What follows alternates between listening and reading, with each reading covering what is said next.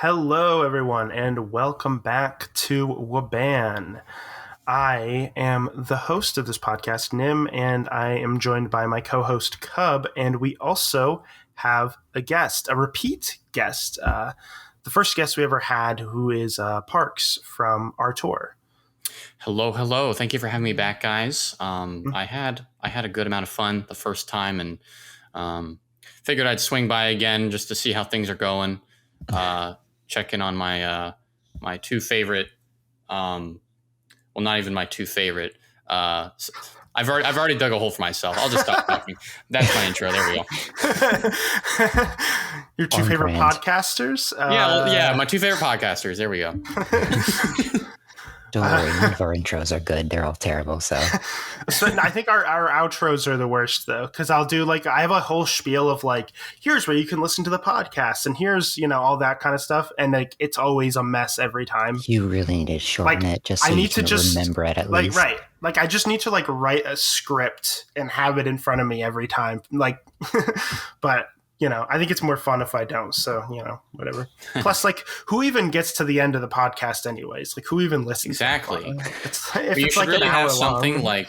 at the end of Ferris Bueller, you're still here. The podcast is over. Go home. Go watch another video. Yeah, you could have an outro music, and then after the outro music, have something like that. Yeah, that'd be fun. Like the sounds of us sweeping up afterwards. This one's still on. The popcorn being picked up in the theater. If we ever talk about that movie specifically, maybe I'll do that in that episode. Just as that would be cool. It's when we talked about what's the movie The Truman Show. Yeah. We did the outro. It was good afternoon, good evening, and good night. We did that at the end. Right? Okay. Yeah. That's fun. To go along with the movie. So, yeah. Yeah. I did that spontaneously because I was waiting for it. It's yes, I get to say this now. Awesome. That's right. Yeah. Because I didn't even think to do the outro like that. And then you did it. And I was like, oh, good job. Oh, it's perfect. Yes. I did a thing. But yeah, so I guess to start off, just any big updates since last time you were on about your channel or life or anything?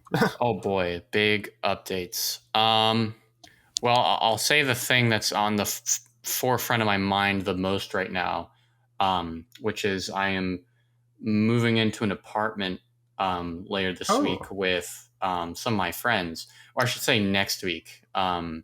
And I've kind of been in another state for a few months. Oh, really? Okay. Yeah, for college, partially.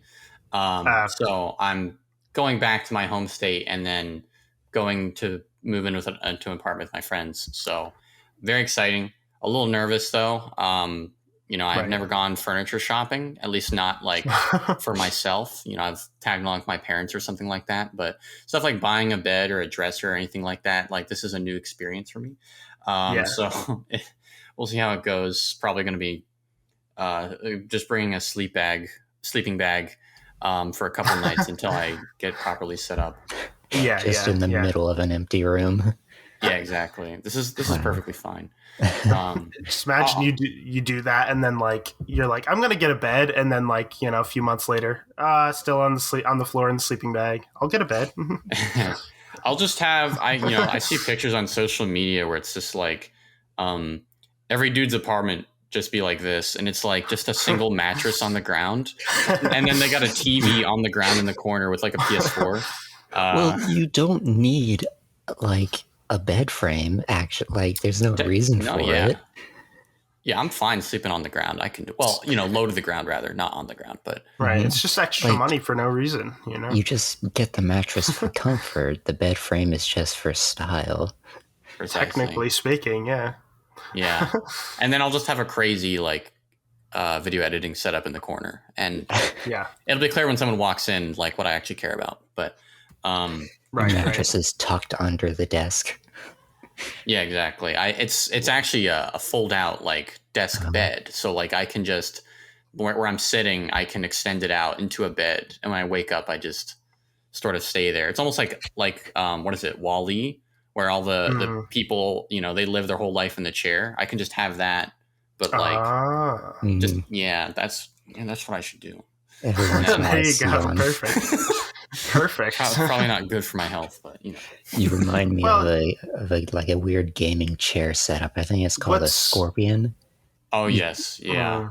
Where like the monitor just like reaches up over your head and like it's almost like an arcade like sort of chair thing. It's so weird and it's so cool, and I want it.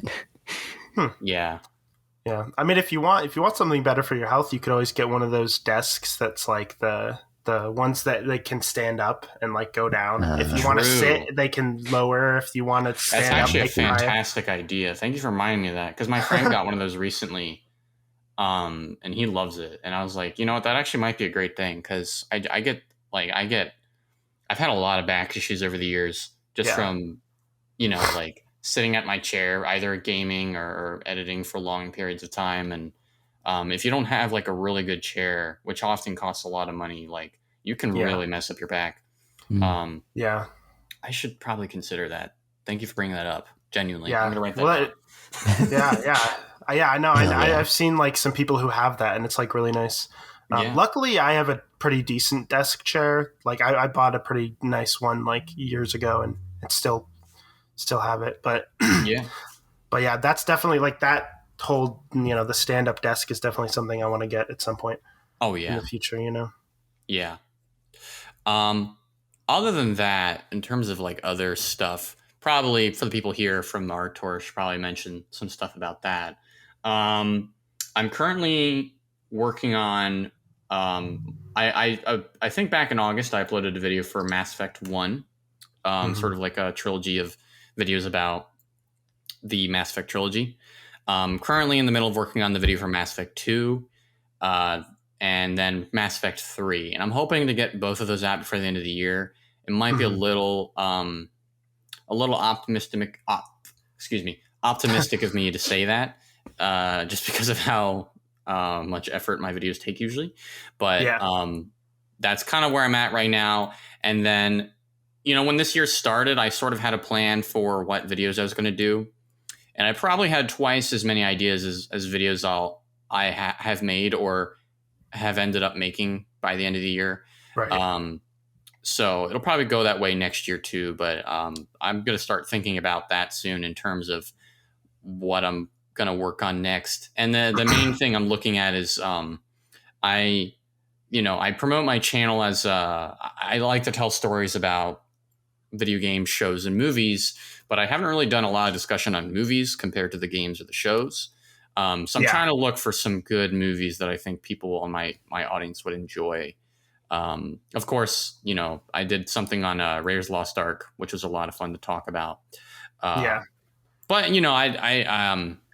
I trying to think of some movies. So if you guys have suggestions or anyone watching this, send them my way. I'm brainstorming that currently.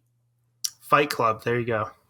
I love Fight Club. So thank you for saying that. That's just look at the movies that we've done podcasts on, just any of those, I guess. True. True. What was the one you mentioned earlier? It was The Truman Show. That's right. Yeah. That one's a good one. That's actually you could definitely have a good video on that. It's a great movie. Yeah, no, and it's a little tough because I when I started making videos for ArTorr, it was purely just like these are videos I want to see, and I'm gonna make them because I can't find any other channels that are really making the videos that I would personally want to watch, so I'll make them for myself. And then the channel, your own niche, exactly. And then the channel got a lot of exposure at the beginning of the year. And that sort of, my mindset shifted a little bit because I realized it would be to my benefit to strike a balance between what I want to make, what my audience probably wants to see, and what is just trendy at the moment. And that can be hard to do sometimes just because, trends come and go very quickly, especially in the last 2 years. Oh yeah, for sure. And if I devote like this really long video to something that's trendy at the time I start it, and by the time it's out, people have mostly had their discussion about it, then kind of cheapens it a little bit. And it could be tough as well, for the movie side of things, because, like some movies are timeless, but they're not exactly things that people go out of their way to watch videos about. But then sometimes the algorithm, you see a video in your feed about like The Thing, for instance, and then you're like, oh, like I want to watch this. I love The Thing. And then it gets like a crazy amount of views. So that's another one we talked about. Oh, okay, cool. Yeah, that was our last one we did, actually. Yeah, probably for Halloween. Yeah. It's a good movie. He wanted to do a horror one. I was like, I don't watch horror, though. I'm scared. You don't like horror? No, not really. I but love The Thing horror. Was pretty good. Yeah, no, it's a well-made movie, even without the horror stuff. Like it has a very compelling sort of conflict between the characters. Yeah, so I try not to get hung up on the views thing or the trends thing, but that's just something that I inexplicably think about. So I'm just trying to find stuff that I'm like, oh yeah, I want to talk about that. I do love Fight Club a lot, of course, and a bunch of other movies, but and what Dune recently just blew my mind. I love. I don't know if you guys have seen that. No, I haven't. No. Okay, if you get a chance, see it in theaters. It's like one of those movies that just like you sit there and you forget that reality is even a thing for like 2.5 hours. Now that movie is directed by Denis Villeneuve, right? Correct. Yeah. Yes. Okay. Because I've seen Blade Runner 2049 by him. Excellent movie. Yeah. The only one I've seen, and I have his other movie Arrival on DVD, but I haven't seen it. But I have it on DVD, and I want to watch it at some point. Yeah, no, that movie's also very excellent. Very, very good movie, and I love Denis Villeneuve. All of his films are great, so I wasn't surprised about Dune. Yeah. But yeah, and that movie's like part of a larger story, so I'd probably want to wait till all the films are out to talk about it. But yeah, I'll have to think of some movies lately. All right. And so that's probably about it for any big updates or anything. For right now, absolutely. All right. Sounds good. So this next question I think could be an interesting talking point. So on your latest, is the Bad Batch video still your latest video? Yeah. Correct. Yes. The Indivisible Wounds of the Bad Batch. Yeah. Am I correct in assuming that's the first sponsored video you've had? That is correct. That is the first one. Okay.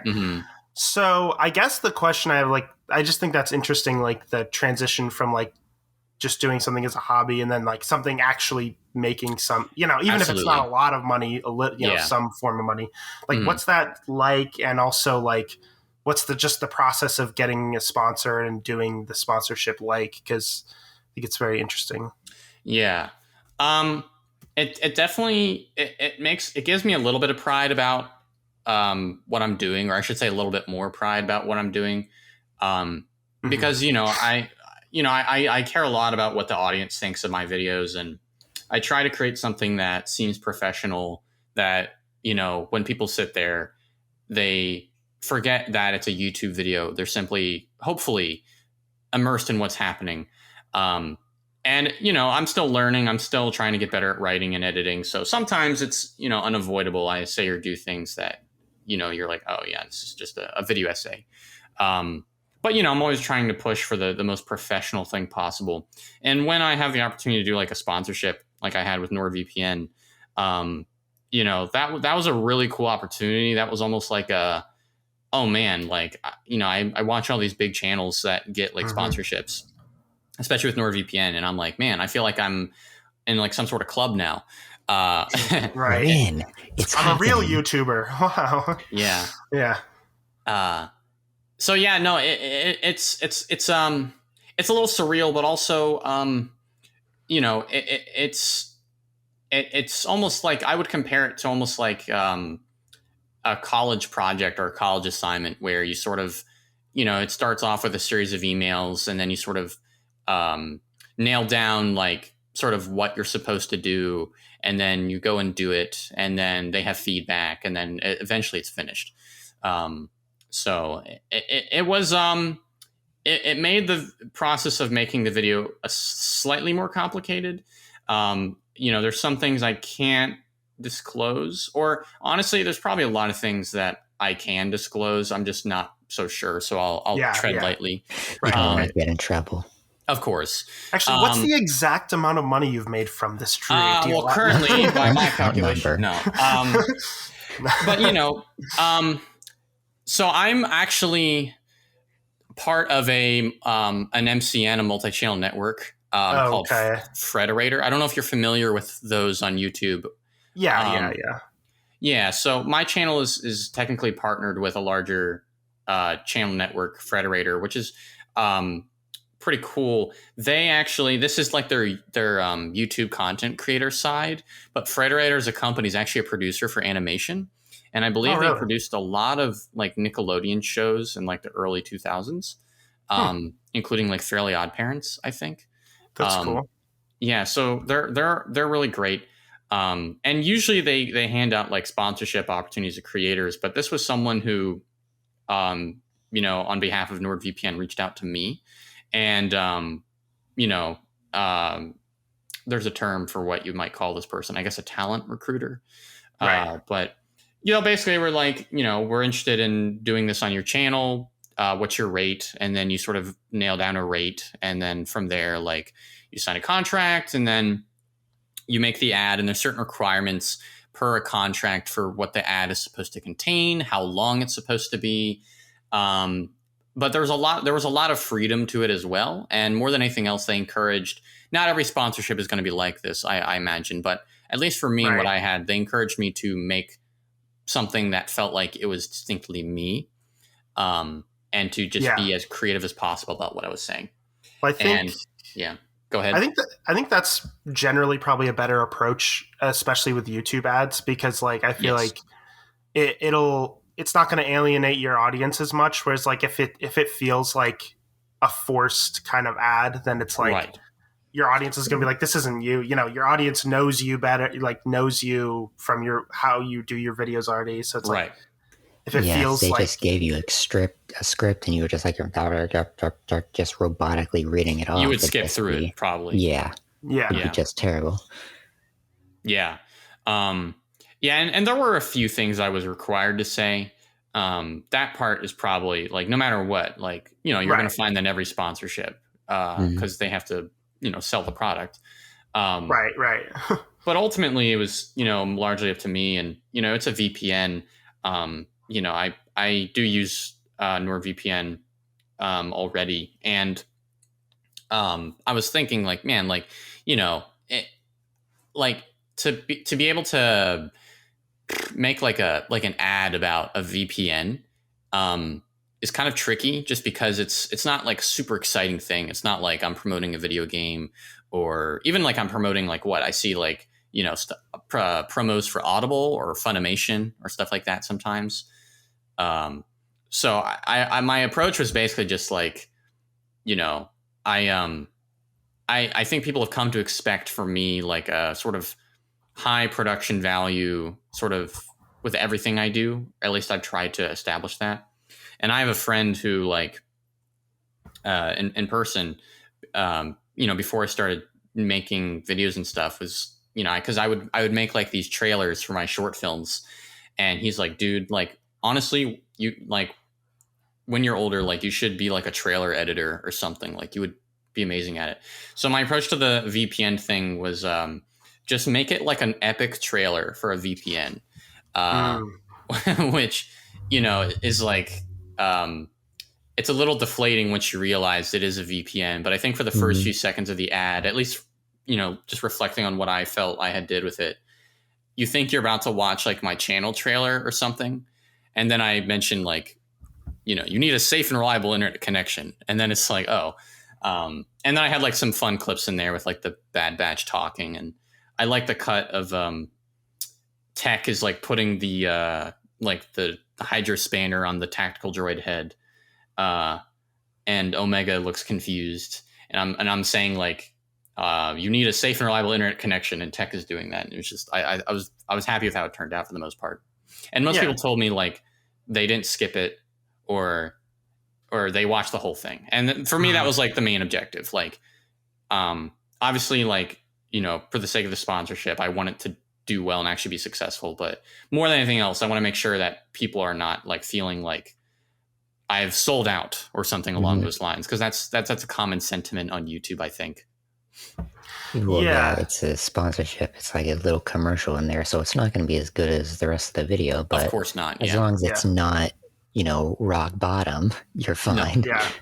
Well, that's an interesting thing. I was also going to kind of add to this too. Is like, have you gotten any response of people being like, you sold out, anything like that? Because I feel like a lot of times when somebody switches to like adding monetization in any form, it's like sometimes they get that. Have you gotten any comments like that or anything? Once in a while I do. I did get one on the Bad Batch video that was like something along the lines of this, you know, it doesn't even matter if you have YouTube Premium, the uploader puts an ad in their video. And I was like, sorry. But, you know, and I think before I was able to monetize my videos, you know, we're talking like last year, someone was like, you know, I really like all your videos. And the one I especially love how they're ad free. And I was like, well, they're ad free because I don't have the ability to do that yet. But for me, like I'm very strategic about where I put ads in the video. You know, you can like, there's a feature for monetization where you can just it'll put, I think they're called, what is it? It's like mid show ads or something. Essentially, it's just the ads can play in the middle of the video. And I'm very strategic about them. You can have YouTube set them up, but for some reason, whenever I do, it just like it just front loads the video with ads. Like in the first 5 minutes, there's an ad. And then in the next 10 minutes, there's an ad. In the next 15. So I space it out where it's like either after a chapter or like when I'm about to say something, like I'm like building up to something that I'm about to say or reveal. And then I'll put an ad like on the cusp of that. Cliffhanger. Yeah. So that when the ad pops up, people are just going to hit skip.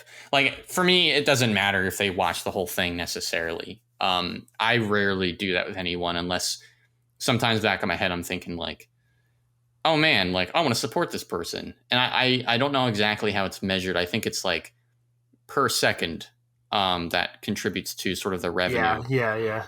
But don't take that as a hard set fact. I don't know that for sure. Yeah, I don't know either. But yeah, no, I haven't gotten very many comments about that, which is good. And I'm grateful for that. And you know, if you're listening to this and you've ever watched another creator sort of do that, you know, there are people on YouTube who I think go a little too far with sort of turning their video into a glorified commercial. But on the whole, like having gone through this process by now, sponsorships and like ad revenue is very helpful for creators. And in most cases, like I would say the creator usually considers like how the audience is going to think of it. You know, I definitely had a sort of hesitance when I was taking this on, of like, can this work in my video? Like, you know, I'm very careful about how I put my videos together, and everything is supposed to flow together. Is there a way I can put an ad in here? No less an ad in a video that is about kind of a sensitive topic, you know, because I was talking about the Bad Batch, but I was more broadly looking at like veterans issues and stuff like that. But I think it turned out well. And more than anything else, I received more positive comments about the ad than negative ones. So I'm grateful for that. Mm-hmm. Yeah.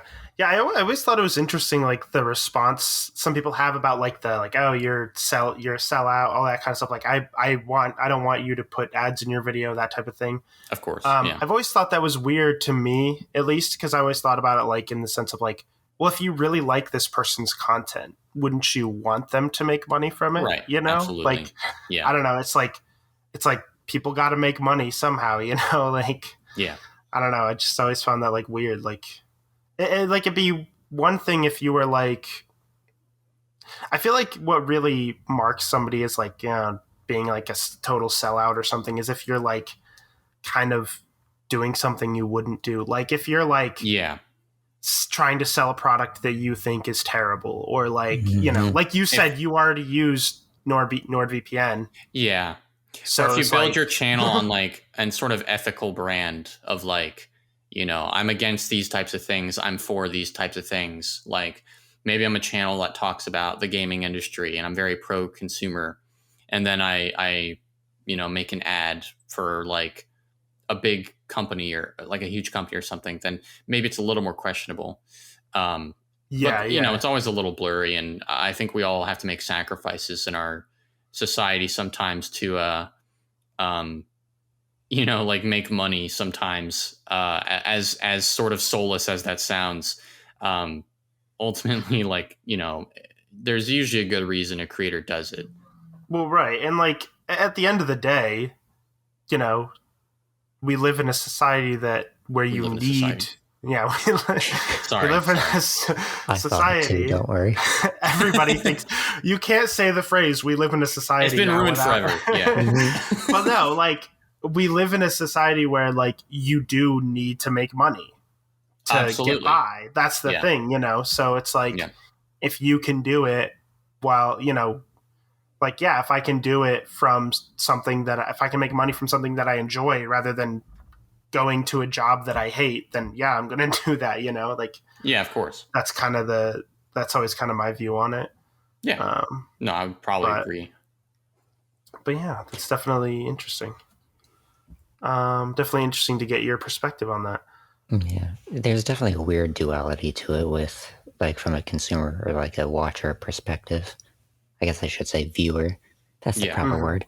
But, you see an ad and like on one hand, it's annoying because, it's getting in the way of what you're doing.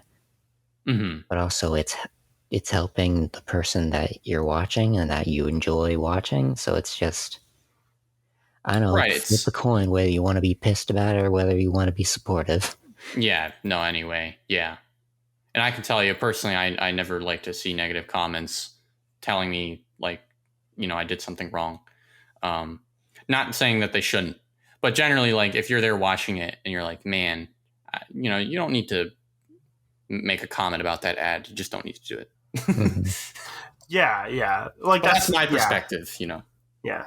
No, I can completely agree with that. Like it's, I understand that's, even like me now like as I'm, just graduated college and stuff, like I understand the struggle to make money, and like you have to, like, I mean, you're, a college student, right? Or are you still going to college? Yeah. Yeah. So you're a college student, like you need money for, you're eventually going to probably, I don't know if you have student loans or not, like, but you might have to pay off student loans at some point. No, yeah. And I'm moving into an apartment soon. So, exactly. So it's like, you'll take whatever you can, Yeah. Whatever helps. Yeah. Whatever puts food on the table. Exactly. Or I guess in your case, gets the table. Yeah, whatever gets the table. Yeah. Mm-hmm. Right. Make the table first. Right. Yeah. Trying to. Yeah, it's interesting too that how it is with YouTube with the monetization where they sort of block, like you can't monetize on YouTube unless you have a certain amount as well of like subscribers and views and stuff. Oh, like the requirement to even have monetization? Yeah. Because when I started YouTube, that didn't exist. So I monetized when I started, but then my monetization was taken away because my channel didn't, even now doesn't meet any of that. Mm-hmm. But it's interesting too, because like other platforms, it doesn't matter. Like for the podcast here on Anchor, we actually have technically an Anchor ad at the beginning of, each episode. And it's, monetized. I mean, you haven't made like much money because we don't get a lot of listens, but it's like, you're allowed to do that. Like record your own Anchor ad and put it on the beginning, no matter how many, listeners you have, no matter what. Anchor lets you do that. It's like, so it's interesting to see like the different sort of Like, whereas YouTube's like, no, you have to have this much. We're not going to pay you unless you actually get us clicks on our website.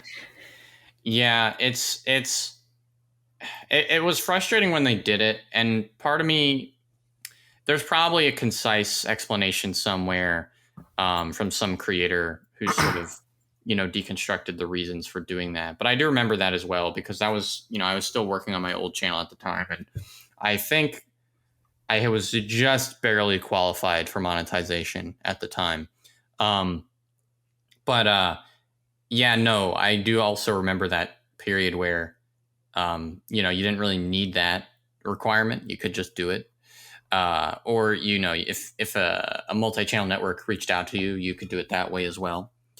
But yeah, no, it's kind of a touchy sort of balance between the creator and YouTube over time. And, more and more YouTube seems sort of like an unstable platform to do stuff. I mean, in the last few months, or I should just say this year, really, I mean, copyright claims is always something I sort of anticipate, just because, I'm making videos about you make. Yeah. Exactly. And I use a lot of, Star Wars musical cues and this and that. But when I did my Rebels video, I think it was only like 1 or 2 weeks out when I got a claim on it, for a song that, like I do a couple test uploads first before I make it public. And then I'll adjust songs or cut certain sequences short, depending on copyright. Yeah. An instance of that would have been my latest video. I had a much longer sequence towards the beginning of the video where I had the A-Team theme, and I had clip from the Bad Batch playing during it. And that was much longer than what it was, but I had to cut it a little short. Yeah. Because of I love that sequence. Thank you. It was a lot of fun to make. I watched that show when I was younger, so I was like, yeah. A-Team is awesome. And yeah, I do have a longer version of it that I'm gonna have to release probably on Twitter or somewhere soon. Yeah, no, that was, that's something that I was aware of from doing a couple test uploads first, and then out of nowhere, I do have all my videos, and then the Rebels video seemed on the clear, and then there was a musical track that was in there that was just playing during one of the parts of the video where I'm just playing a clip from the show, and I was like, dude, like, really? Just like this, it couldn't have detected this earlier, like when the video, before I monetized the video and everything. So I think there's a weird like 10-second blurb in the Rebels video that the audio is really garbled, because I had to mute it like 2 weeks in. Or not mute it, but like remove the song.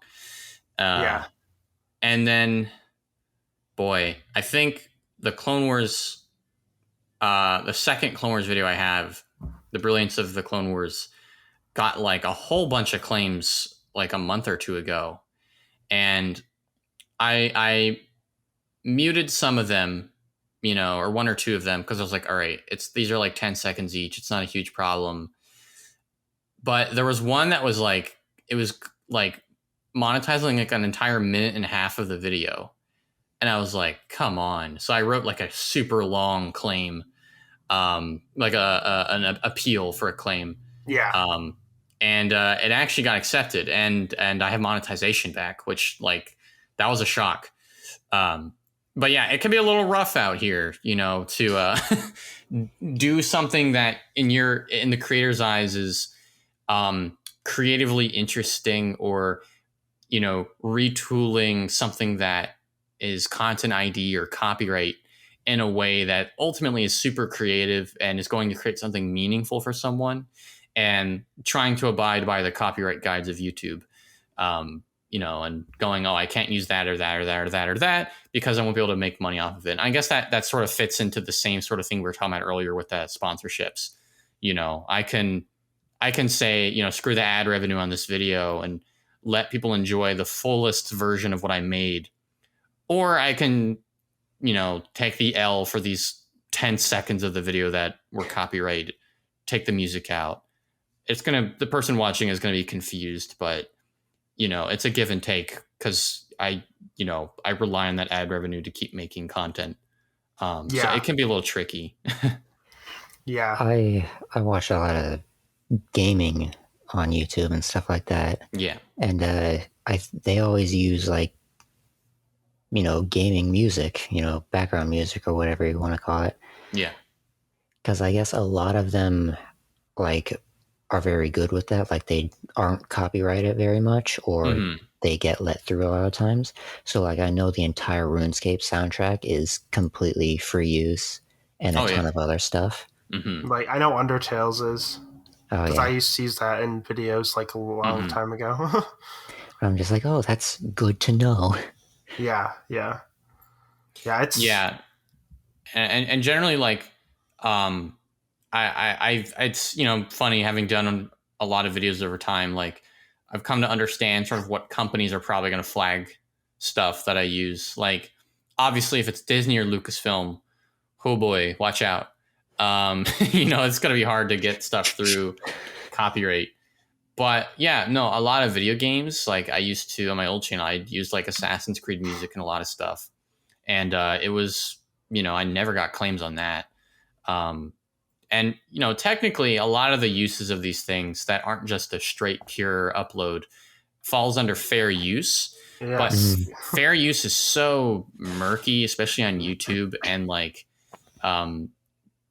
because of what's considered fair use, what's considered transformative use of a piece of copyrighted material, it can be argued in either direction so easily. Oftentimes the creator just loses, or in other words, like it's just not worth it for the creator to fight the battle. It's like, I'll just let the corporation have their 10 cents on my video, I guess. Yeah. So it's weird too, because like the thing too is like obviously YouTube, the fair use laws that we're talking about, we're probably talking about like specifically, those are laws in the United States, but YouTube is, obviously global across many countries in the world. And a lot of those other countries aren't going to have the same sort of fair use laws, the same, so they also have to, YouTube also has to deal with that. So it gets very complicated with a lot of that. So it's like, so it's hard to know where, like, what is technically legally okay and what's not. And this entire conversation has gotten me thinking about, I don't actually know what movie it's from, but apparently there's like this old, like 1900s, like 70s or 80s probably, movie where there's a guy on the news and he goes through this big, huge monologue. It's like, I'm mad as hell and I'm not going to take it anymore. I don't know what movie that's from, but we should watch that. Unfortunately, the reference is lost on me, but it does sound relevant. It's this whole speech about how, there's this and that wrong and blah, blah, blah with society and politics or whatever. And it's like, I'm not going to tell you what to do. I'm not going to tell you to write to your governor because I don't know what to tell you to write. So just get mad and scream about it. And that's it, basically. Yeah, essentially. I feel like I shockingly relevant in so many different aspects of life. Oh yeah, social media in a nutshell. Mm-hmm. I feel like I recognize that, that quote, but I don't know where from. Like I feel like I've heard that before. Like it sounds familiar, but yeah. Yeah, I want you to get up. I want you to go to your window. I don't want you to open it and lean out. I want you to scream, I'm mad as hell and I ain't gonna take it anymore. And then it like cuts through like the streets and everybody's doing it. He gets up really close to the camera and like grabs it and starts shaking it as he's saying this. And everyone is like, no, keep rolling. This is great. I believe the movie you're referring to, I just Googled it, is called Network from 1976. Is that it? Let's see. Yeah. Possibly. I'm mad as hell and I'm not going to take it anymore. Yeah. Oh, hell yeah. That seems to be it. Oh, yeah. When you get up right now and go to that window, open up and stick it. Yep, there you go. That's it. No. The only reason I know that is because there's like a parody of it in Critical Role, my D&D podcast that I watch. They were doing... Oh, I love Critical Role. Oh, yeah, it's great. They were doing part of their ads for D&D Beyond was they were doing a presidential campaign, and Liam recited that whole thing about it. Yeah, but like parody to be about D&D and everything, and it was wonderful. Their sponsorship ads are so good. Mm-hmm. I love the one just go off the rails. I mean, anytime Sam Riegel's in a sponsorship ad, like, it's going to be good, but I love the one that was like a parody of like the Rami Malek like Oscars video where it's like, I'm a big fan of Twitch subs, and then it ends with like, I'm a fan of taking off your face and wearing it as a skin mask or something like that. And I was it gets really dark and like, like really weird cuts. Yeah. Right. Yeah. But yeah, no. Thinking about that monologue from that movie, just it makes me think. Like, I love like when movies have those like extreme like screaming monologues of like somebody just being angry. Yes. Like, it reminds me of like when like Portal 2. Yes, which I recently played. Oh yeah. The lemons. The lemon. When life gives you lemons, don't make lemonade. Get mad. I don't want your damn lemons. What am I supposed to do with these? Right, yeah, I love it. I could quote that entire thing, and I really want to, but it's no. You also got the iconic A Few Good Men. You can't handle the truth, from Jack Nicholson. Yeah. Yeah. Haven't seen that movie, but like, yeah, I know what you're talking about. Yeah. Yeah. Let's see, what else can we move on to? If I got anything else, yeah. So I was looking when listening back to the last episode. I wasn't sure if we had asked this before, but I don't think we did. So I guess I'll ask you now. I think I already know the answer to it because I'm pretty sure I've heard you mention it at some point somewhere. But what is your favorite movie? Favorite movie? My default answer is usually La La Land. That's what I thought. Yeah. Yeah. I probably have brought that up on the Discord or something. Yeah. I thought it was in our podcast, but I listened back and it wasn't in there. So I figured I'd ask. I probably mentioned movies that I enjoyed. And for whatever reason, I neglected to mention La La Land. Curious. But I adore that movie. I've probably seen it like close to 10 or 12 times. And I had a poster of it up behind me, but of course that's just been packed away now. But yeah, oh boy. That's my favorite movie for sure. Of course, huge fan of The Empire Strikes Back. Of course. I just and I love the poster for that movie. I know it's a weird thing to bring up in reference to the movie, but so cool. Like, it's just like this, almost like you got like Hoth on the bottom, and you got like these rays of light shooting up over Vader's mask, and the whole thing almost seems like you're looking at like a weird sort of mural, but it's like been painted through a waterfall. I don't know how else to describe it. It's just really beautiful. Yeah, I know what you mean. Yeah, it is really good. I can agree. We mentioned Fight Club earlier. Fan of that, of course. Right. And 2001: A Space Odyssey is just, I think for most people watching that, you either obsess over it, or you kind of go, okay, well, it didn't really work for me. I think that movie is fascinating. Still haven't seen it. I've still only seen 2 Kubrick movies. Okay. So I've seen The Shining, and I've seen A Clockwork Orange. Those are the only Kubrick. But I would like to see all of his others because I do really like those movies. But. Yeah, I've not seen Clockwork Orange. I have seen The Shining, and I've also seen oh boy, what is it called? Dr. Strangelove.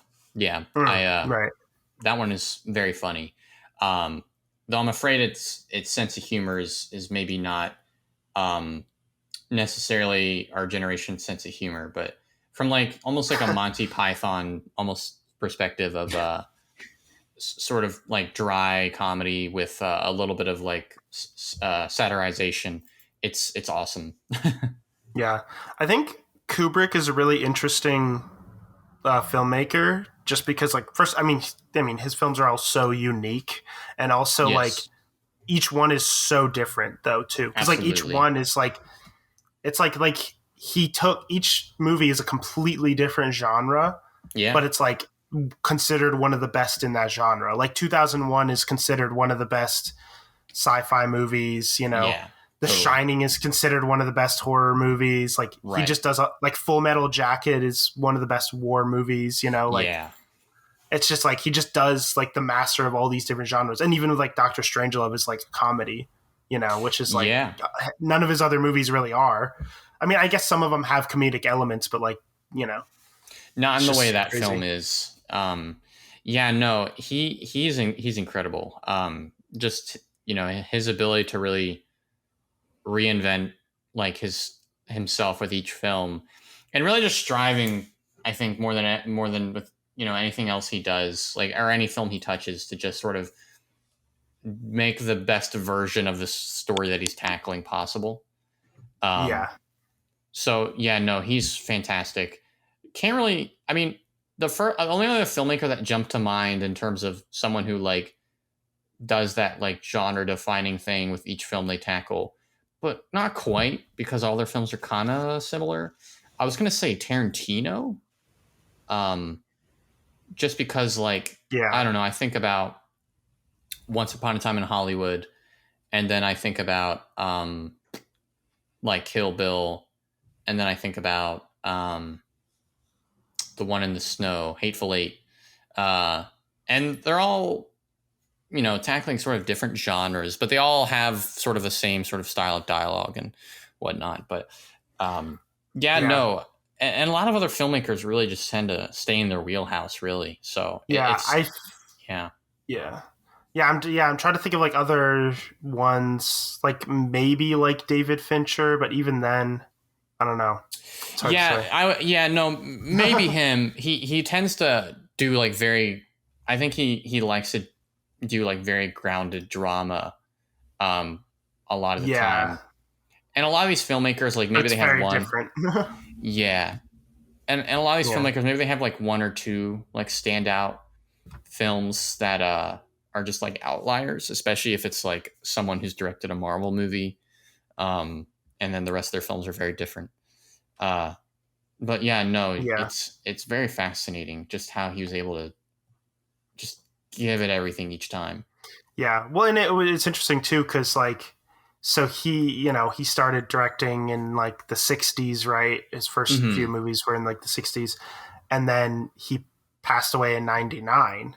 So, Of but in all course, that yeah, time, he like doesn't have, you'd think the amount of movies he's directed would be more, but it's like not a no, lot. yeah. Like it's, I mean, compared to it's like crazy. someone like Martin Scorsese, who's made like almost 30 movies, maybe 30 movies. Last I haven't checked in a while. Yeah. I don't Uh, know a lot. yeah, no, and a relatively similar amount of time. Um, yeah, he was you know aiming high a lot of the time, and pretty much got it every time. Yeah. Yeah. Yeah. And yeah, it's a very like artistic sort of like opposite, like just unique kind of thing too, where it's like Yeah. you watch it and it's like, yeah, this could only have been done by Stanley Kubrick. It's very, Oh, totally. Yeah, for yeah. sure. Um, but yeah, at some point I want to go through and like watch all of his movies and you know actually, Oh yeah. because I've only seen like a few, but Yeah, there's a yeah, few I still need to watch. Clockwork Orange being one of them. I yeah, always it's get a a little like hesitant to start it just because people are always like, uh, when you watch this, like you're probably not going to want to watch it ever again. Not because it's a I mean, bad it's movie, just kind of because it's depressing. It's kind of yeah, depressing. Yeah. precisely. So I'm like, I don't know if I'm in the mood for that. Right. So Yeah. Yeah. But yeah. So yeah, I guess that's went way off with the favorite movies question, so that's great. I was sitting here like, I kind of remember some of these names they're saying. I've heard of The Shining. Clockwork Orange, okay. I don't know how that would work. Why would a orange need clockwork? Just in my own head laughing about this. I honestly don't even remember what the title You're telling me a means. clock worked this orange? Yeah. I was thinking more like it's like a mechanical orange that just is always ticking. It is a clock. Yeah. Like, imagine like a slice of orange, like the circle, but like it's just a clock on it, a clock face on it, you know? My friends and I, we do, I did a bunch of short films, like my first 2 years of school. And we had I might have mentioned this in the previous episode. I don't know. But we did a short film called Bread, which was basically, like take sort of like almost like a Hot Fuzz sort of like crime, buddy cop premise, or almost like like in a very like almost parody kind of sense of Chinatown. But everything in the film is food. If you've ever seen the cartoon Chowder, kind of like that, where every character is named after food. Like that was so the main character was Alfredo Pasta, and his partner in crime was romaine lettuce, and we used actual food props for like a lot of stuff. Like guns were bananas. Of course. Oh, what were some funny ones that we had? We had a weird thing about limes. Like, there's a scene where Alfredo throws a lime across the room, and I have like an explosion sound on the screen, and then he's rolling around, and you hear like a sound, and then Romaine is like, "What happened to that guy?" And Alfredo's like, "He got limed." So we haven't really defined what that means. Alfredo he's a pasta fist. I'm very proud of that. And then, in Toast, which was the sequel we did, we had a whole bunch of other stuff. We had the Spicer Gang. We had Filet Mignon. He leads China Food Town. It was awesome. I only mentioned that because the orange with the clock in it, or the clock on it, made me think of that. And we were going to make a third one. But our a lot of complications came up, and we're like, man, we're fine with I think the two that we have. So if we ever do it, I'll have to put an orange in there as a reference to this conversation. An orange with a clock on it, just like or like. I just keep imagining like, they're having a conversation as food, and then they cut away to someone else, and when they cut back, there's a bite taken out of them. Oh yeah, I had like some ideas that were like, we could do that, but it'd be really complicated to film. Where when a character dies, they turn into the food that they're named after. So, I want to do something. We have a character named GS Apple, where we have a really emotional death scene with him, and I wanted him to turn into like a giant bushel of apples, like a jump cut. 1 second you're looking at him, and the next second just a bunch of apples pour all over the ground. But it's like, man, that's kind of like a waste of apples, and would be kind of complicated to film. And if you had an apple tree nearby, you could just get them from there. True. But we did have something like that. And my friend did an edit of the film, at least for one scene, where I have a character, out of context saying, "Add that to the list," and basically he cut so that the only things you heard were every time they mentioned anything food related in the scene, and it would be like peach, asparagus, add that to the list, cranberry, add that to the list, and all these things are referring to like props or like people's names or stuff like that. But he compiled it so it's like it looks like the characters are making a dramatic grocery list. It was funny. Perfect. Nice. I'll have to watch that. I think somebody like posted it in the Discord server at one point, and I just didn't watch it. But no, somebody found it. I just need to make one thing clear real quick. Were there actual human actors, or did you just like set up a bowl of pasta to like and shake it around to act? Oh my god! You know what, man? I should do a reboot of it where it's like it's just the camera cuts to like a bowl of pasta, but it's like narrating, and it's like, no, Romaine, don't go there, and you just see the pasta and you hear that, and yeah, that'd be pretty funny. This entire time I'm thinking about like all the characters are actually just food props. Like you just brought a head of cabbage in and you just shook it around to make it look like it was talking. And then you mentioned a guy turning into a bushel of apples, and I'm just like, oh, maybe I'm thinking about this wrong. You thought they were food already. Mm-hmm. Yeah. I was thinking really the same thing. I mean, we would do stuff like we had a guy named Pepper Steak who's like a villain, and he wore a ski mask, but it was kept covered in like pepper. So we had that, and then of course, like as I said, you had props and stuff. We have an epic scene where my friend Alex is basically like trying to kill the character of my friend Brody. He played Alfredo Pasta, and Alex is holding just a huge carrot, and he's like wielding it like it's a knife, and it was so good. And there's a scene where he's like, it's like hovering over his throat, and I'm like, all right, like simulate a struggle, and they're just like pushing back and forth, and the carrot is like wiggling the whole time. It's super funny. Yeah, it was a lot of fun, and we always push to just like, how much food can we put in the scene? Oh, yeah, another thing we had was phones and smartphones were candy bars. Of course. Yeah, and yeah, no, we had so much. There's so much food stuff in there. I won't spoil all of it, but you've heard some of the best bits. Nice. That is funny. Let's see. What else do I got here? So I asked which favorite movie. Then I was going to bring up favorite TV show, which I feel like I know the answer. Yeah, you probably do. It's because I'm guessing it's Clone Wars. Like that's, precisely. I feel like that. Yeah. That seems pretty. That seems like a pretty obvious. I can give a different answer though.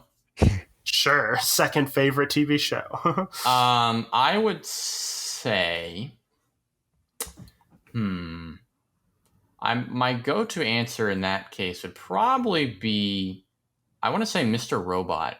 If you guys have seen that. No, I've heard of it, but I haven't seen it. Yeah, no, Mr. Robot is really cool. Is that the hacker? Yes. Okay.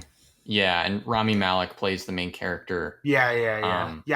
I've heard of it and seen like a clip from it or something. But I would especially recommend it if you enjoy Fight Club, because that show reference is intrinsically tied to a lot of the story ideas of Fight Club and a lot of the themes.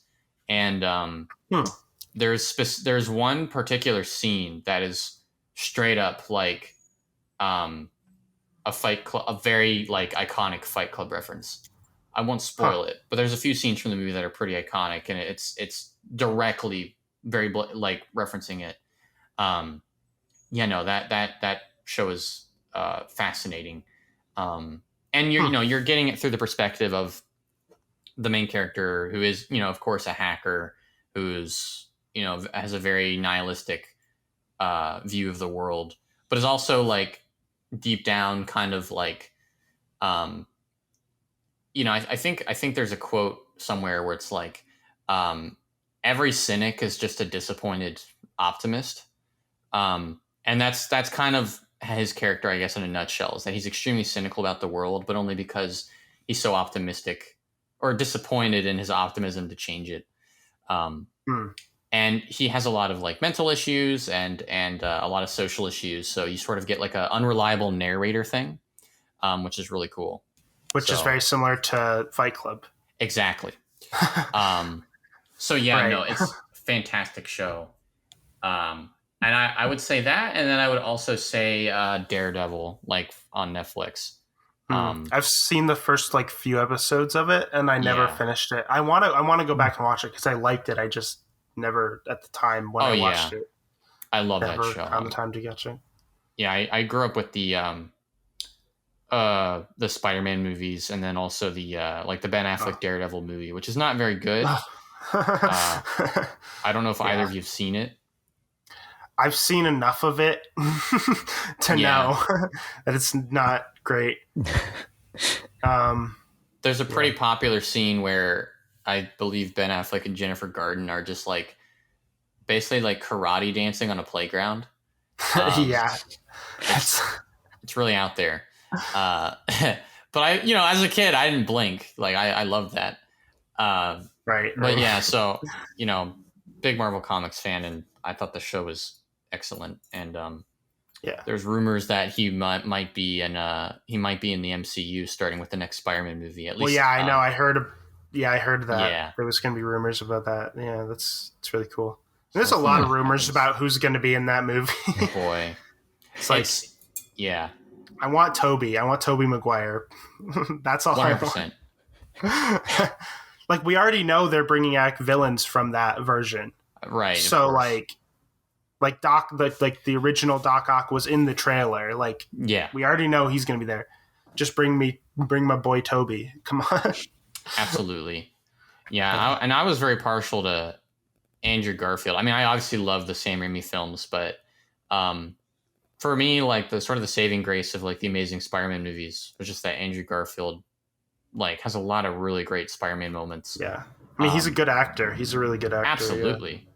I love him as an actor. The script that he had to work with was just not great. Precisely. I'd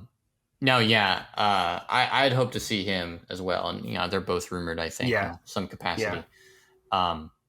It's getting crazy. Like, I'm a pretty avid Twitter user, and I feel like almost every day I'm on there, like Spider-Man is trending or No Way Home is trending, and people are just like, oh man, like, I can't wait to see, like, oh dude, what if Venom's in this, or the sky's the limit.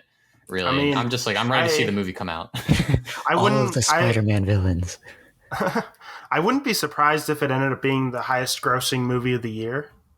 Oh, honestly, I would be surprised. Yeah, it probably will be, right? Like, because I feel like the other MCU movies aren't nearly as big as this one, like as nearly as hyped at least.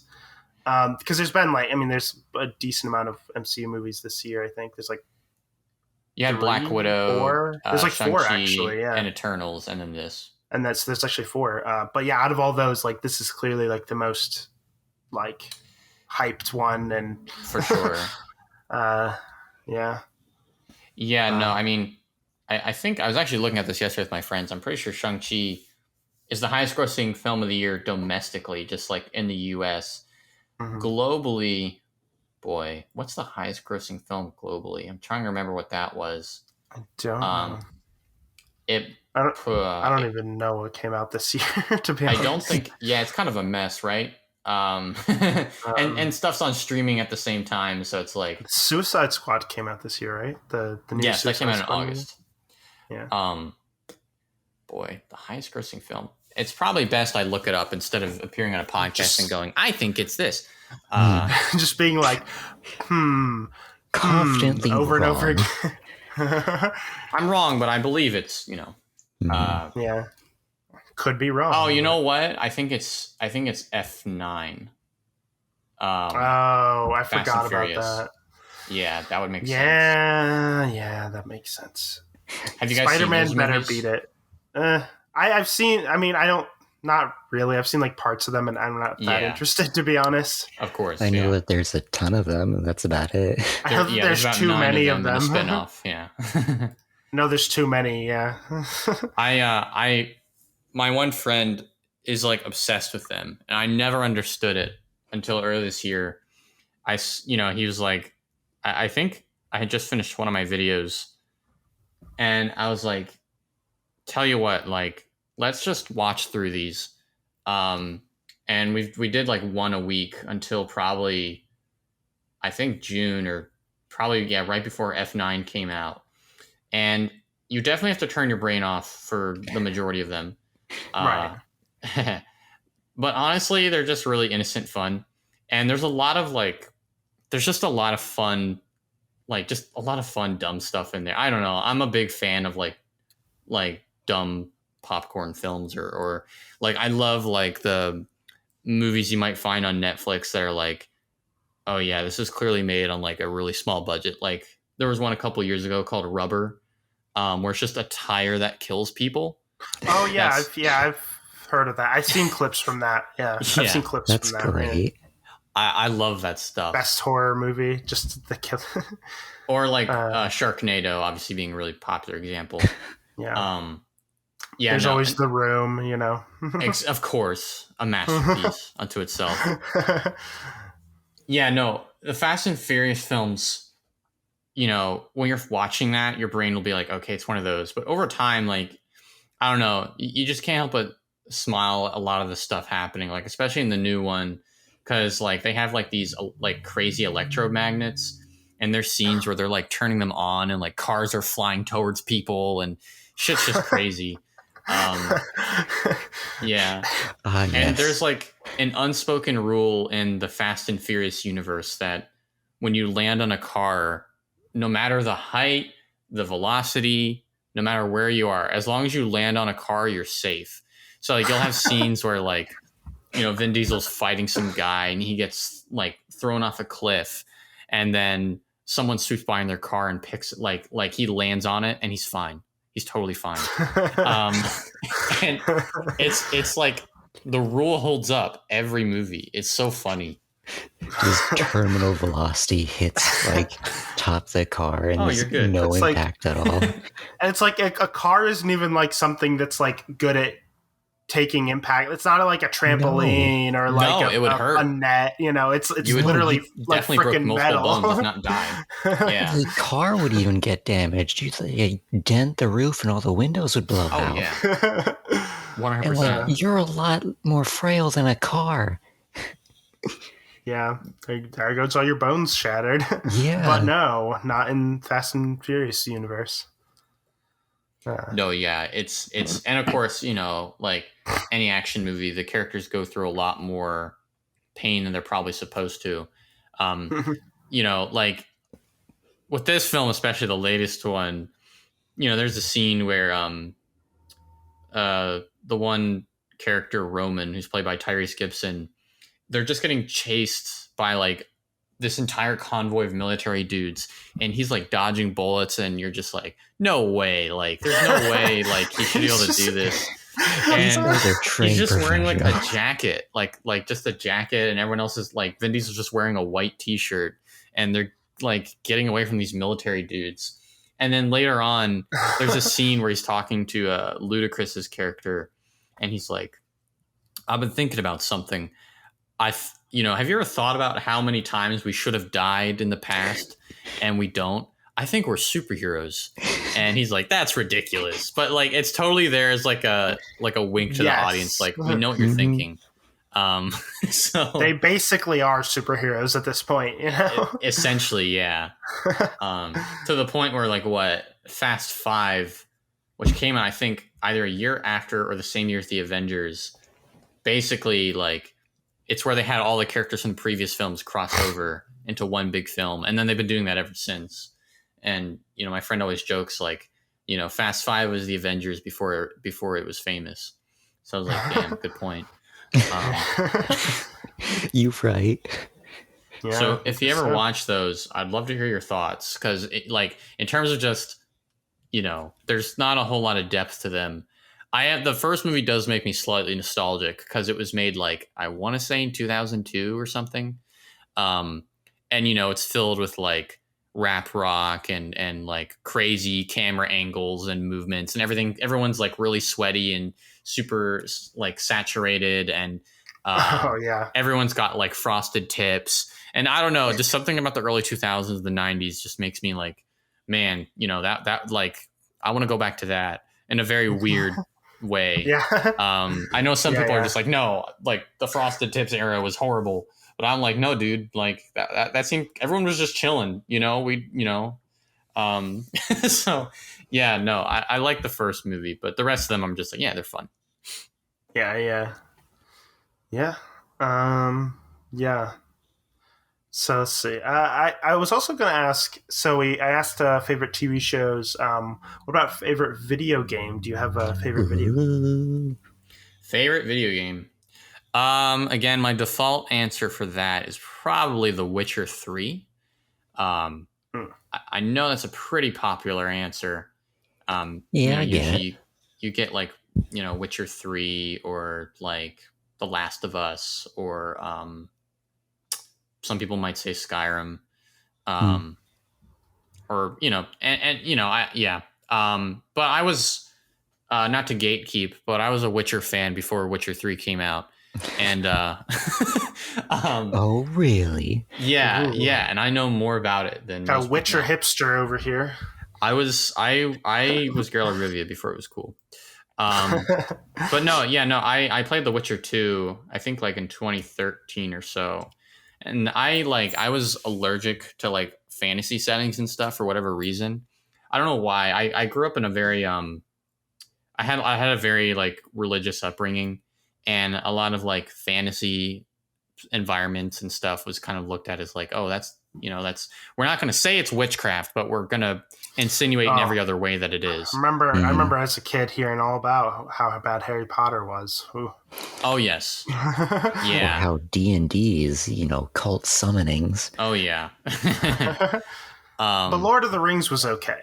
Yeah, Lord of the Rings was fine. It's got wizards in it, but it was okay. In fact, I remember we would watch, this turned into a talk about school, but that's okay. We would watch like during lunch, they would put on VeggieTales, and they had they had a Lord of the Rings parody. I forget what it's called. Yep. It was Lord of the like Beans. Lord of the Beans. Yes. Yeah. Yes, exactly. I watched that a lot as a kid. Yeah, boy. But yeah, no. So and that's sort of at some point that's like programmed into you, even after you're not in that school anymore, or not in the environment anymore. You kind of take that with you and apply that to stuff like, oh, I stay away from that, But then it was free on Steam, so I played it, and like that game is like front loaded with like sex scenes and like graphic blood and gore and stuff like that. And I was like, I don't know. I'm like 14 years old, and I'm like, whoa, can't let my parents know I'm playing this. This is too much stimulation from my young mind. But I don't know. The storytelling was super good. That game specifically starts with like, first off, have either of you played any of the Witcher games? I only played the third one. Okay, you've played the best one for sure. Yeah. But yeah, Witcher 2 starts with like the main character Geralt is sort of reciting. You're in prison and you're getting interrogated, and you're sort of asked about what happened, how you like over the past day, and you sort of get to choose how the events are told, and then you get broken out of prison, and you essentially get revenge or try to bring to justice the organization that put you in prison. So it's a really compelling hook.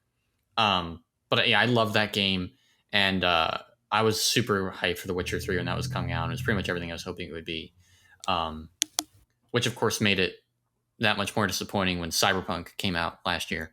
But that's water over the dam. You don't need to talk about Cyberpunk. Just watch your video, and we'll get everything. Yeah, I feel like I very thoroughly covered the topic there. Yeah, it was a very good video. Thank you. Yeah, even though I've never played it or anything, but it was still a good video. I'm just hoping eventually they'll update it enough that it's like fix the game playable. Yeah.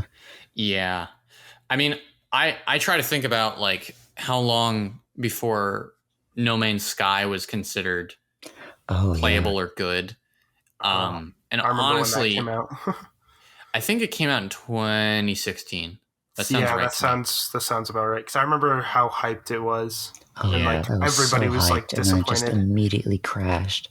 I was like, Well, and I remember everybody was like, oh, it's like this infinite world of like you can go around because that's the one where you can like go to the different planets and stuff, right? Yeah, Right. Yeah. like, And it was like you super could go cool anywhere. space exploration. But the problem is they're like, oh, all the planets are like really boring, and there's like nothing to do.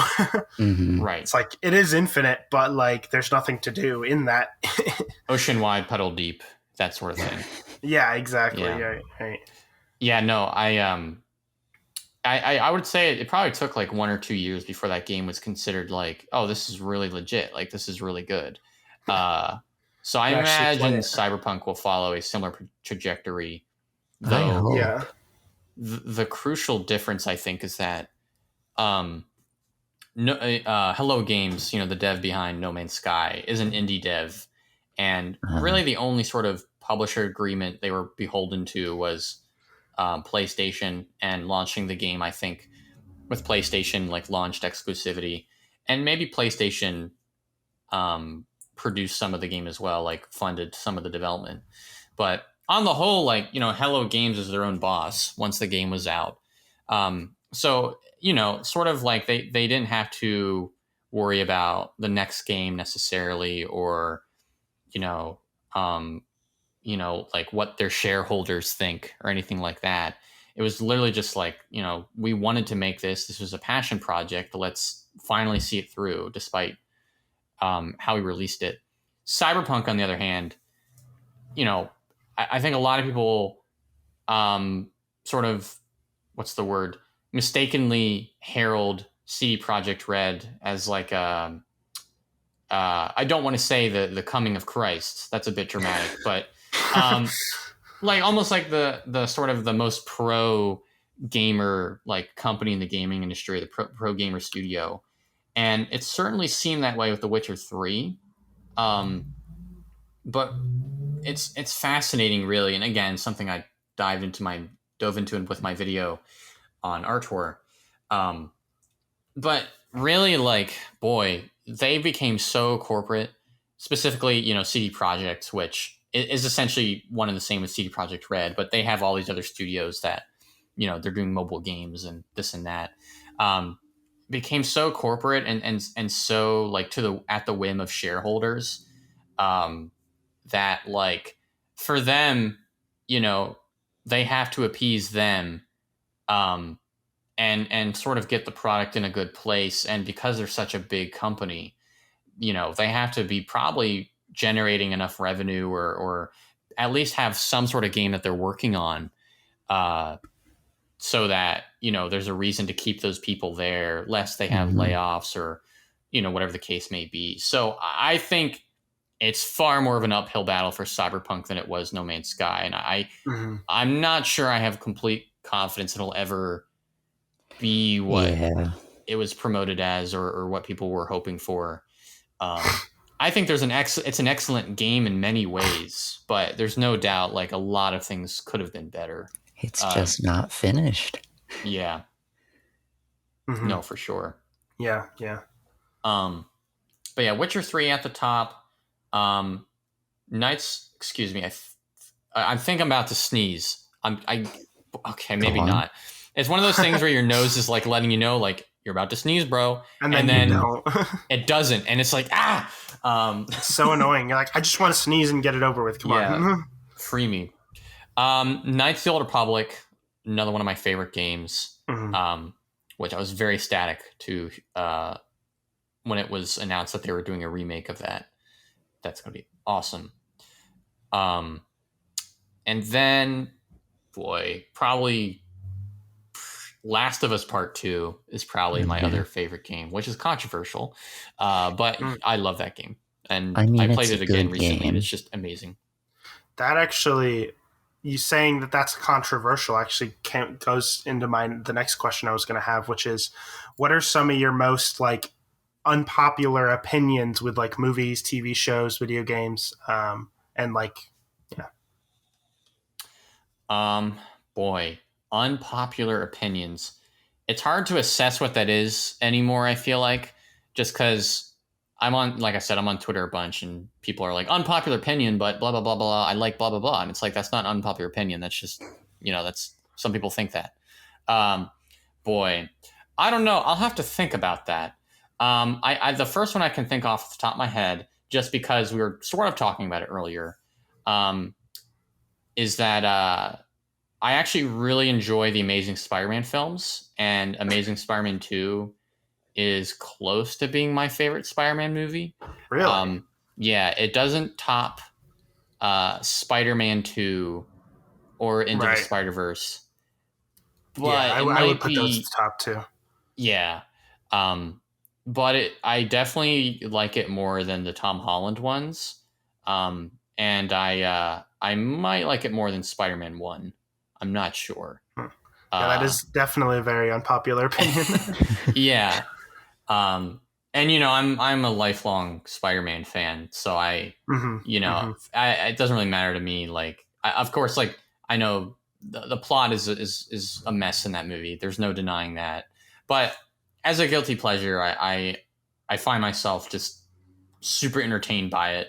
I mean, at the end of the day, no matter what, like, you can analyze a movie and be like, oh yeah, it's bad because the plots are really big mess or this and that. But at the end of the day, it's like, if you enjoy it, you enjoy it. Like, even if that's for like weird reasons, So of course, absolutely. I really, that movie's a lot of fun. Even if it's a little dumb at times. I might be I don't know if it's an unpopular opinion. But I'm a pretty big Zack Snyder fan. I can't say I have always been a big Zack Snyder fan, but like I really didn't like Batman v Superman when it came out, as did a lot of people didn't like it. But I rewatched it earlier, or I guess I rewatched it last year along with Man of Steel, because I knew the Snyder cut of Justice League was coming out, and I was like, I really turned around more than I thought I would on Batman v Superman. I was like, wow, this is like, genuinely like has a lot of depth. It just comes across. It's one of those things where I think, you sort of go into a movie that's called Batman v Superman, and you're expecting like the Batman that the Superman that you're expecting a conflict between them. You're expecting sort of hopefully like good reasons for either side to be vindicated and the reason they want to fight the other one, sort of like Captain America Civil War.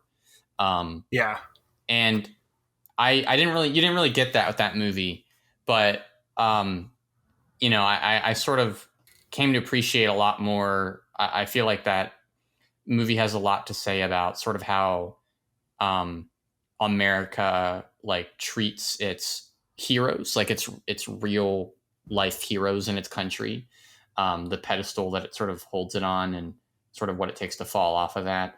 You have like, not to get too deep into it, but like, you have Superman, which really is like, I guess if you're speaking in terms of like, say, the Dark Knight, he's the hero that like the world needs, but Batman is truly the hero that world deserves, because in that movie Batman is very like amoral and does a lot of not great things, and is very far from the Batman I think we're usually familiar with, but only because he's sort of a reflection of sort of how awful like sort of America's conception of heroes can be. But anyway, I really do enjoy that movie, and I really liked the Snyder cut, which came out earlier this year. Don't know how you guys feel about that, but I haven't watched either version. Okay. Yeah, so well, yeah, one's not good and the other one's 4 hours long, so you're So I haven't. Way, okay. So I haven't seen. I've actually never seen Man of Steel, so I can't say on that. I saw Batman vs Superman in theaters, and I remember I was very disappointed by it because I was super excited for the movie. Yeah. And it was like the same year that Captain America Civil War came out, and that like I thought was so much better. So it's like it's like absolutely a better version of like what they were trying to do. Yeah.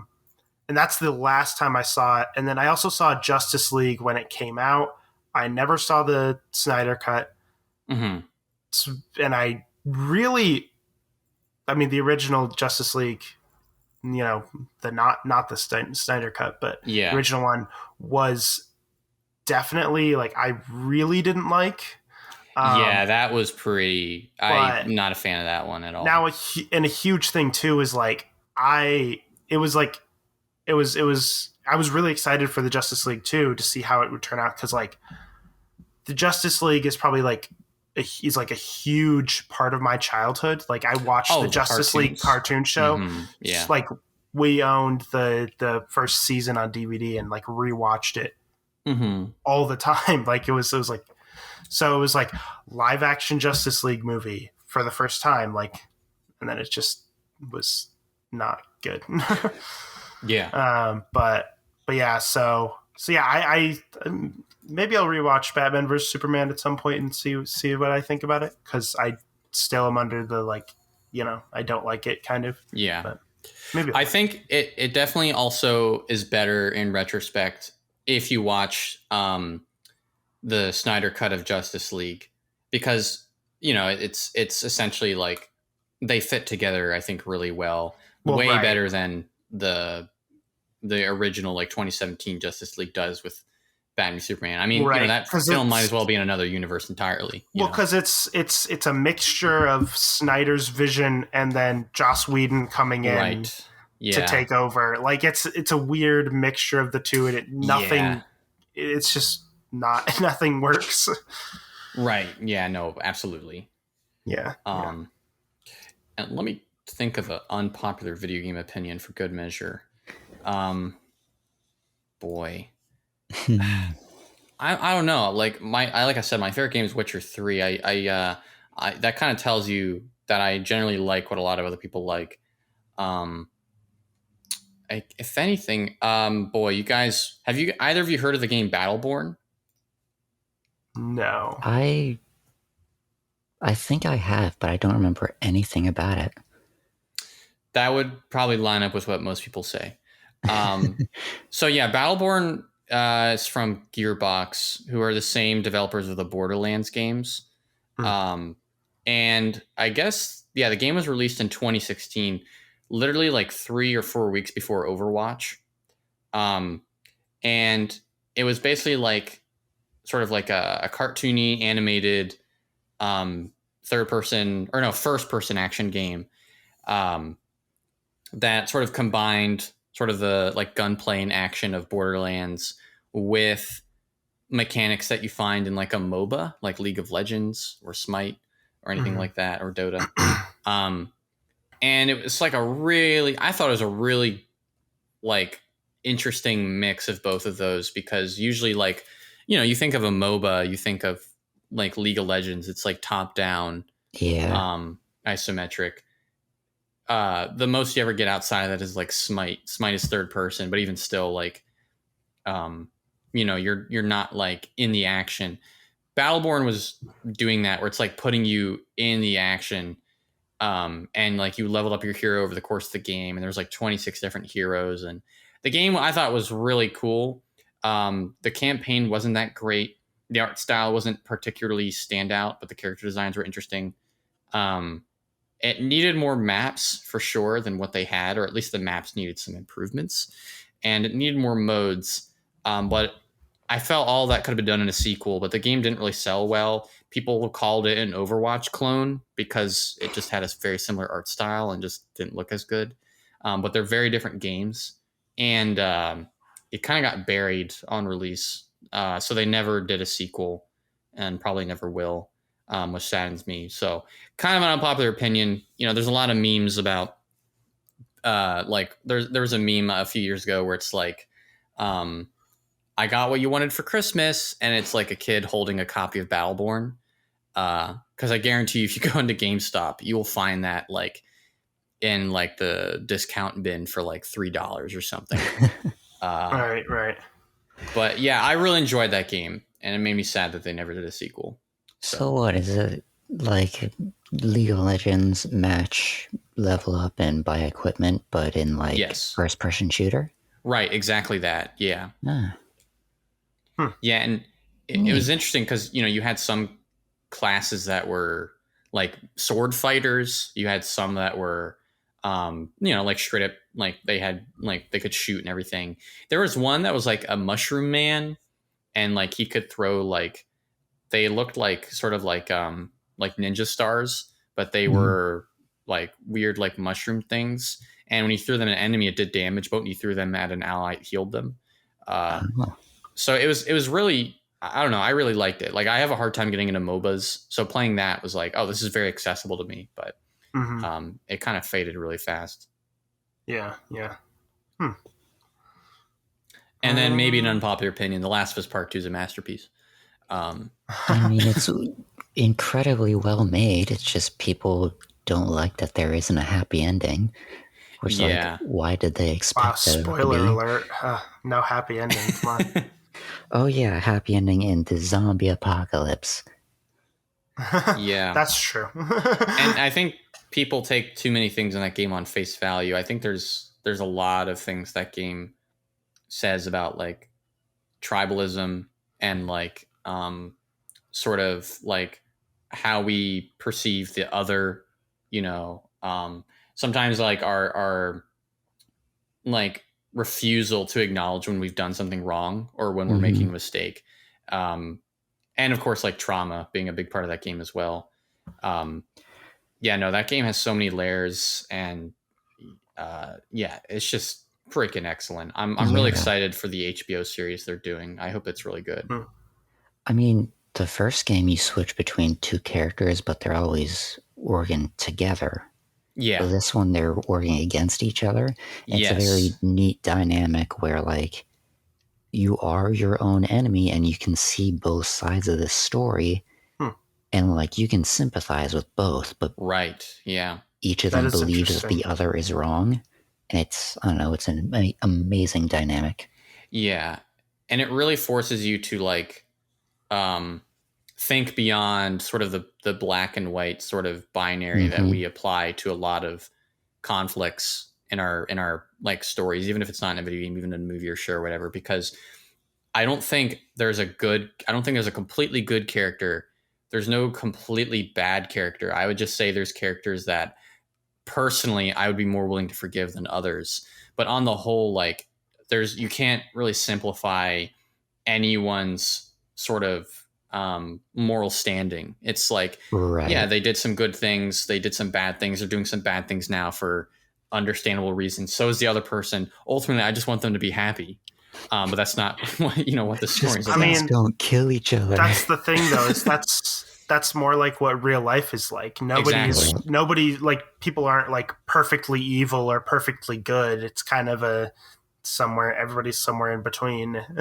And they have their own kind of reasons for doing the bad things they do. Nobody's like just a monster, No, yeah. And even when you are like doing really awful things, like psychologically you will protect yourself for as long as possible before you have to admit it or acknowledge what you're doing is wrong.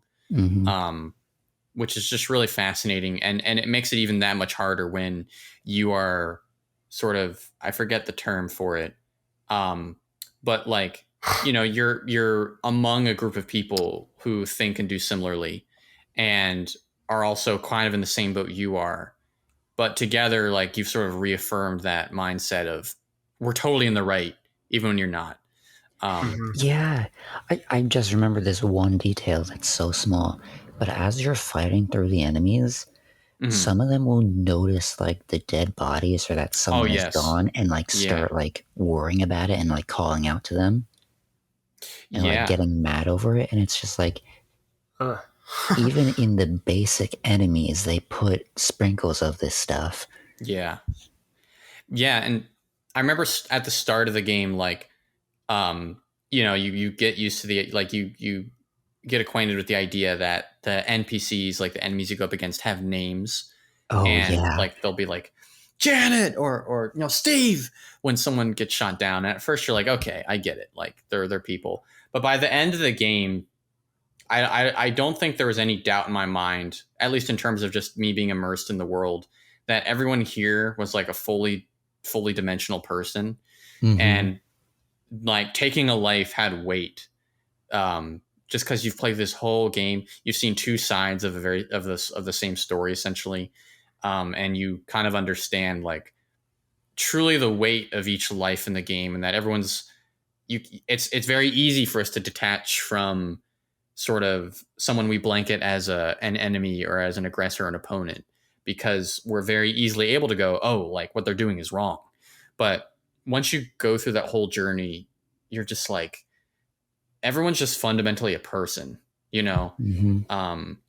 So yeah, it's just crazy. Like that game is such a phenomenal, like psychological experience. Yeah. I'm definitely gonna play them at some point. Yeah, no, for sure. And if there's any games that, you know, you would say like, oh, this is a great argument for why video games can be art, the Last of Us series really is definitely like a top contender. Oh yeah. I still don't understand why that's even like an argument. Like obviously, like to me, it's like so obvious. Like yeah, a video game could be art. Like what? It's definitely like a generational thing. Like it's sort of like what we were talking about earlier with like, oh, D&D is, you know, like devil summoning. I think there's a resistance. Weirdly, I don't know what it is. It's got to be something about just like, you know, sort of our conception of our place in the universe or something cosmic or whatnot. But anytime like a new art form gets invented, people freak out. Like I just think about you know, people when film was created, like, and you'd had like Nickelodeons and stuff like that, and people could see the images move. They thought that was witchcraft, just because it's like impossible. How are the images moving? You know, and anytime you try to innovate in an art form or do something outside the norm or different, there's always like people very weirdly like hate on it or something. I don't know. It's really strange. Yeah, I don't know. Maybe it's a kind of like fear of the unknown thing. You know, I don't understand it, so it must be bad. Right. Yeah. Or it's just generally like you kind of, and because it tends to be like the older generations who do that a lot of times. It's like as you grew up in like in your time, what was considered art is just so much different. And so it's like, it's just, you know, and as you get older, I think it's harder to learn new things. Yes. And like, you know, because obviously, you know, you're younger. When you're young, that's when your brain is like really developing and learning new things and constantly and you absorb growing. Everything and just sort of accept it for what it is. And then as you get older, it becomes harder to accept new things. Right, of course. Yeah. So I think that's partially, you know, part of it as well. But yeah. But yeah, I mean, realistically, the way I view it is like literally anything can be art. You know? Yeah. It's like there's art to how you word a text message. Like yeah, right. God knows, you know, I've spent like sometimes hours with my friends when they're like talking to like a girl or a boy, and I'm like, all right, let me read this. Okay, change that word. Okay, open with the sent. You know, so like there's craftsmanship to even that. So I would agree with you. Exclamation marks, you'll see. There's craftsmanship. A little. Don't come on too strong. Yeah, exactly. I hate every aspect of that. And yet I still do it when I'm just like, wow, my friend just texted me.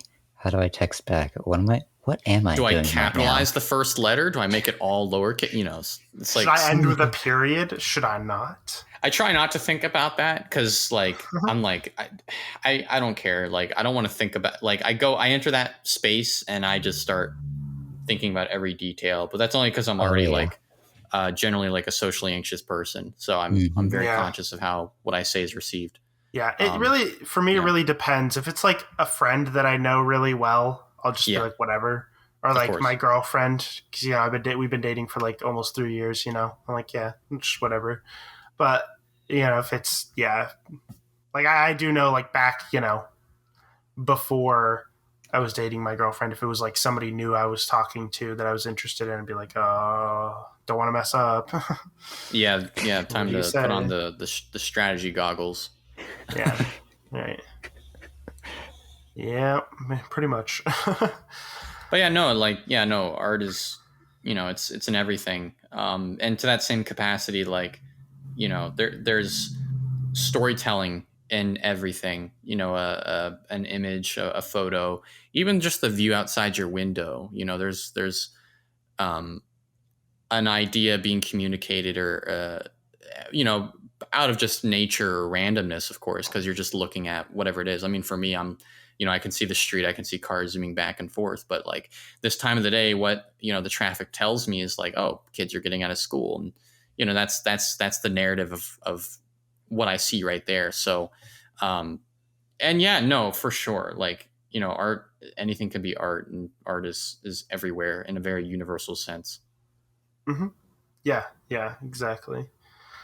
Yeah, I think that's probably about a good point to close out on. Yeah, sure. I don't really have any other questions or anything. So before getting into any closing remarks, is there any other things you want to add or anything? Nope. Just to let people know that if you boy, how do I see your struggle with outros now. It's like you've had all this discussion and now you gotta switch gears a little bit. Yeah, exactly. Just zoning out, chatting, and then this is a thing. It's like I'm in talk mode and I'm in conversation mode, and then it's suddenly outro mode. Yeah. No, I just want to say thank you for having me on again. Of course, it's been great. And for anyone watching, you can check me out on youtube.com/c/ArTorr presents. That's our custom URL for the channel. I was trying to get /ArTorr, but funny enough, there's another channel that already has that. Oh, really? Yeah, which is a little bit of drama, non-existent drama. But I'm like, how dare you take it? It's mine. Luckily, I was able to get an MTV for mine. Oh, there you go. So, but yeah, and I upload, as some of you watching this are probably already aware, I do videos on movies, games, and shows in the form of like sort of almost documentary-like video essays. I do a lot of editing and writing, and I try to make it really cool and fun. My next 2 videos are on Mass Effect, so if you enjoy those games, do check that out. That's pretty much all I want to say.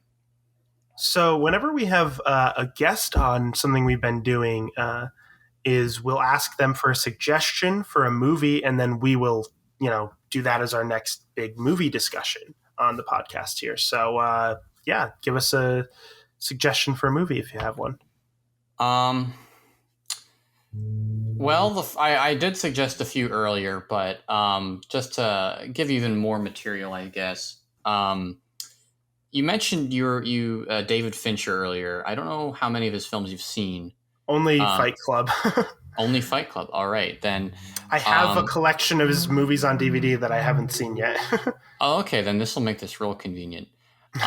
In honor of the Zodiac Killer being recently revealed, I would recommend the movie Zodiac, which sort of explores. It's like I guess a biopic in a sense, but yeah, Robert Downey Jr.'s in it, Jake Gyllenhaal's in it. It's really good, really fantastic. Yeah, awesome. Yeah, you definitely do that. So that'll be our second David Fincher movie we've done. So that's nice. Go through the David Fincher filmography. Mm-hmm. Oh yeah, for sure. Something I've been wanting to do for a while, anyways. So we'll probably talk about that in 2 weeks from now, because next week we actually have a different movie we're planning on talking about. Next week's podcast, we're actually going to be talking about the live-action Netflix version of Death Note, because we just finished the show. Oh. So, have you seen that? No, I have friends who are very big into anime, and they're like they have a boiling hatred, I think, for the live action one. So like a vampire to garlic. So, have you seen any of Death Note at all, like the show? I have not. It's pretty good. I like it a lot. Treat yourself. I just watched it for my first time. We talked about it on the podcast. So now that'll be next week, and the week after that we will talk about Zodiac. So there you go. That's the next 2 weeks planned out. All right. So I guess we can close now. You already shouted out all your stuff, so that's awesome. So there's multiple places you can listen to this podcast if you want to listen to it at a different place than where you're listening to it right now. You can find it on multiple different audio platforms, that being Spotify, Anchor, Apple Podcasts, Google Podcasts, Breaker, Pocket Casts, and Radio Public. It was for a while available on my YouTube channel, Nim TV, but we're actually shifting that. Right now, I'm in the process of moving it over, the video versions of the podcast, over to our new YouTube channel called WABAN. So we have a channel specifically for WABAN now. Excellent. So kind of trying to keep Nim TV as like a separate thing from WABAN. So basically what this channel is going to be. So currently I'm working on getting the podcast all uploaded there. I'm still haven't got them all up yet. I've gotten, I don't know how far I will be by the time this is out, but so you can check it out there. And we'll also at some point have gaming videos coming out on that channel. So it's going to be me playing games for the first time, and then Cub kind of watching and reacting, because they're mostly going to be games chosen by him, because he's the bigger gamer here. Certified gamer on WABAN. Yeah, he's the certified gamer. I'm a bit of a gamer. Right. He's the certified gamer. I'm the certified film buff. It's we got our bases covered. On WABAN here. So that's kind of mostly what those are going to be. The first two we already recorded 2 games, and that is Portal and Portal 2. So just kind of in the process of editing and eventually uploading. So that'll be out on the WABAN channel at some point. There'll be a link in the description to the WABAN YouTube channel, so you can go there, subscribe, whatever, put the bell on, whatever you want to do. Hit the bell. Just look at it, leave, never come back. I don't know. Do whatever you want with that link. Click those buttons. Click those buttons. Do whatever you want with that link. It'll be there, so you can click on it. There's a new episode of the WABAN podcast every single Saturday at noon Eastern Standard Time. So that can be when you expect to have new episodes. So far, we haven't failed that. So far, that's been consistent ever since it started, which is honestly impressive, considering just how bad I am with procrastinating stuff. You guys are on a roll. Yeah, honestly, though. Better than I ever expected. And that's about it. Thank you, ArTorr, for coming on. And I'm Nim. I'm Cub. And I'm ArTorr. Thanks for listening, everyone. Goodbye. Bye-bye. Bye.